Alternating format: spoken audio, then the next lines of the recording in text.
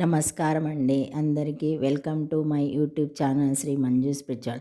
మనము లలిత సహస్రనామాలన్నిటికీ ప్రతిపదార్థాలు తెలుసుకుంటున్నాం కదా. శ్రీ మాత్రే నమః. ఈరోజు 211 212 ప్రతిపదార్థాలు తెలుసుకుందాము. మృడా ప్రియ, మృడ సుఖము ఆనందమిచ్చువాడు శివుడు. ప్రియ ఆయనకు ప్రియురాలు భార్య. మృడాయతి సుఖాయతి భక్తానితి మృడ, భక్తులను సుఖింపజేయువాడు ఆమరము. విశ్వస్థితికర్త సత్వగుణ సంపన్నుడైన శివునికి మృడుడని పేరు.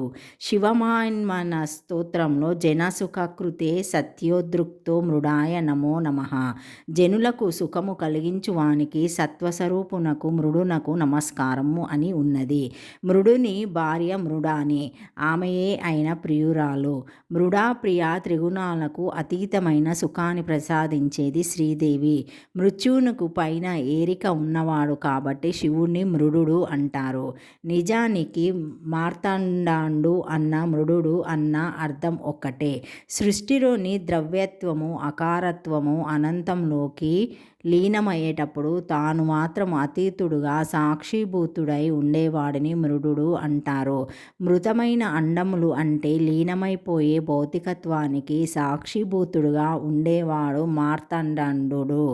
సూర్యుడు అంటే సూర్యుడు ప్రతిరోజు భౌతికతకు సంబంధించిన పగలు రాత్రిలోనికి లీనమయ్యేటప్పుడు సాక్షిగా ఉంటాడు. ఈ విశిష్ట లక్షణం ఉన్న మృడానికి ప్రియురాలు అంటే ఇష్టమైనది శ్రీదేవి. ఆనందాన్ని ప్రియముగా కలిగినటువంటిది. పరమేశ్వరి పరబ్రహ్మ స్వరూపమే. ఆనందమే ప్రియముగా గలది పరమేశ్వరి. ఆమెయే మృడా ప్రియ. ఈ నామము దుర్గకు రహస్య నామము. మృడా ప్రియ అంటే మృడా స్వరూపిణి అని అర్థం. మృడా అంటే పరబ్రహ్మ అని అర్థము. మృడా ప్రియ అనే నామం ద్వారా మనోన్మాని అనే నామం యొక్క రహస్యము ఉపదేశించబడుచున్నది. మృడా అంటే బ్రహ్మ విష్ణు రూపాలతో ఒప్పే మహాశక్తికి అధిష్టమైన బ్రహ్మ అని పైవి 3 నామాలు దుర్గా మనోన్మాని మృడాప్రియ వివరిస్తున్నాయి. ఓం మృడప్రియాయ నమః. చతురాక్షరి శ్రీమాత్రే నమః. 212 ప్రతిపదార్థము మహారూప. ఈ మహారూప నామం నుండి మహాయోగిరేశ్వరి 225 అనే నామం దాకా ఉండే నామాల చేత దుర్గా సప్తశతిమాల మహామంత్రము విశేషాలు చెప్పబడతాయి. ప్రతిపదార్థము మహా గొప్పదైన లేదా మహిమాన్వితమైన రూపము గలదు. పరస్య బ్రహ్మణో రూపం పురుషః ప్రథమం ద్విజః వ్యక్తో తదేవాన్యే రూపే కాలాస్తదా పరం. విష్ణు పురాణంలోనిది. పరబ్రహ్మ యొక్క మొదటి రూపము పురుషుడు, వ్యక్త రూపం రెండవది, కాలము మూడవ రూపము. ఈ 3 రూపాలే సృష్టి స్థితి లయలకు కారణాలు.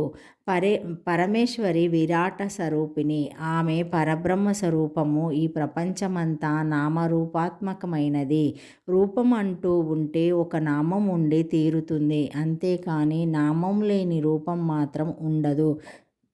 సృష్టి జరిగే క్రమంలో ముందుగా అవ్యక్తం, దాని నుండి మహాతత్వం, దాని నుండి అహంకారము, అక్కడి నుండి నామరూపాత్మకమైన జగత్తు ఏర్పడతాయి. అంటే ఇదంతా మహాద్రూపము ఆ పరమేశ్వరి నుండి ఏర్పడినదే ఈ విశాలమైన జగత్తు. అందుకని ఆమె మహారూప, గొప్పదైనటువంటి శ్రేష్టమైనటువంటి రూపం గలది. అమ్మవారి నామాలలో ఉన్మేష నిశమన విపన్న భువన వాలిహి అనే ఒక నామం ఉన్నది. ఆమె కనురెప్పలు తెరిస్తే సకల భువనాలు సృష్టించబడతాయి. కనురెప్పలు మూస్తే అవన్నీ లయమైపోతాయి.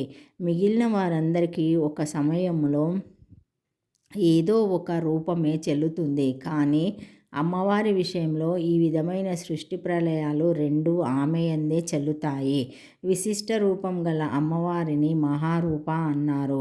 మహా అంటే పరబ్రహ్మ అని అర్థం చెప్పుకుంటే అమ్మవారు పరబ్రహ్మ స్వరూపిణి అని కూడా అర్థం చెప్పుకోవచ్చు. పరమాత్మ మహారూపాన్ని అనన్య భక్తి చేతనే దర్శించగలరు. అనేక బహుధార వ్యక్త నేత్రం పశ్యామి త్వాం సర్వతోనంత రూపం నాంతం నా మధ్యం నా పునరాతివాదం పశ్యమి విశ్వేశ్వర విశ్వరూప విశ్వేశ్వర విశ్వరూప అనేక భుజాలు, అనేక ఉదరాలు, అనేక ముఖాలు, అనేక నేత్రాలు గల మీ అనంత మహారూపాన్ని దర్శిస్తున్నాను. మీ రూపానికి ఆదిమధ్యంతరాలు లేవు. అయినది విరూఢ రూపము, మహారూపము, దివ్య రూపము. శ్రీకృష్ణ పరమాత్మ యొక్క విశ్వరూప సందర్శనాన్ని చేసి తరించిన అర్జునుడు వ్యక్తం చేసిన భావం ఇది. శ్రీకృష్ణ పరమాత్మే శ్రీదేవి, అందుకే ఆమె మహారూప అనబడుతున్నది. ఓం మహారూపాయ నమః. చతురాక్షరి శ్రీమాత్రే నమః. Thank you for watching my video. Please like, share, comment, subscribe to my channel. మరిన్ని వీడియోస్తో మళ్ళీ కలుస్తానండి. బాయ్. ఈ వీడియో మొదటిసారి ఎవరైనా చూసి ఉంటే తప్పకుండా లైక్ చేసి సబ్స్క్రైబ్ చేసుకోగలరని కోరుతున్నానండి. Thank you. సబ్స్క్రైబ్ చేసుకోండి ప్లీజ్.